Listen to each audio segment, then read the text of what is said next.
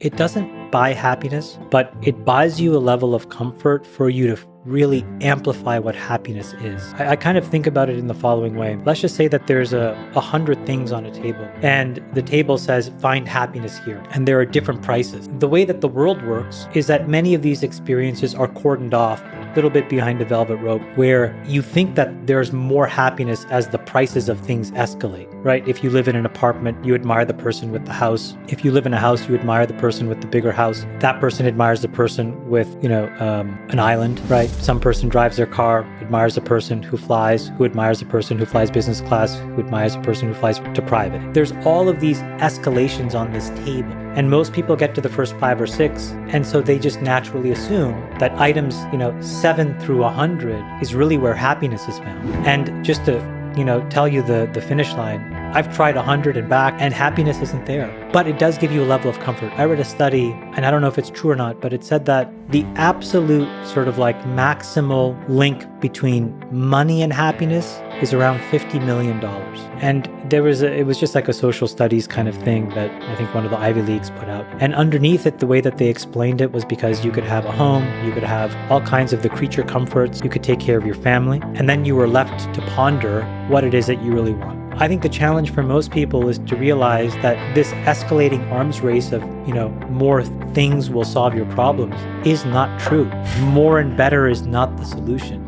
It's this idea that you are on a very precise journey that's unique to yourself. You are playing a game of which only you are the player. Everybody else is an interloper, and you have a responsibility to design the gameplay. And I think a lot of people don't realize that. Because if they did, I think they would make a lot of different decisions about how they live their life. And I still do the same thing. I mean revert to basically running around asking other people, what will make you like me more? What will make me more popular in your eyes? And I try to do it. And it never works. It is just a complete dead end. I think the most negative aspect is that it amplifies a 360-degree view of your personality. Because there are a lot of people, and society tells you that more money is actually better. You are a better person somehow. And you're factually more worthwhile than some other people that have less money. That's also a lie. But when you're given that kind of attention, it's very easy for you to become a caricature of yourself. That's probably the single worst thing that happens to you. But I say it in the opposite way. I think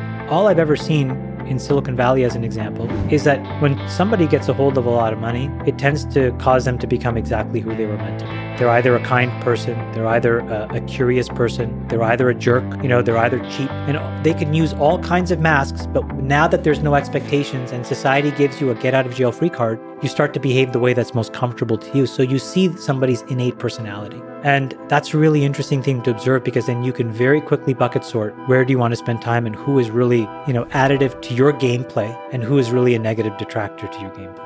I think it definitely can for a lot of people, because it's just it's an abstraction for you to stop caring. I also think the other thing is that you can very quickly, especially in today's world, become the scapegoat. Just to use a Girardian, like Rene Girard, if you think about like mimetic theory in a nutshell, we're all competing for these very scarce resources that we are told is worthwhile. And if you view the world through that Girardian lens, what are we really doing? We are all fighting for scarce resources, whether that's Twitter followers, money, acclaim, notoriety, and we all compete with each other. And in that competition, Girard writes, like, the only way you escape that loop is by scapegoating something or somebody. And I think we are in that loop right now, where just the fact of being successful is a thing that one should scapegoat to end all of this tension that we have in the world.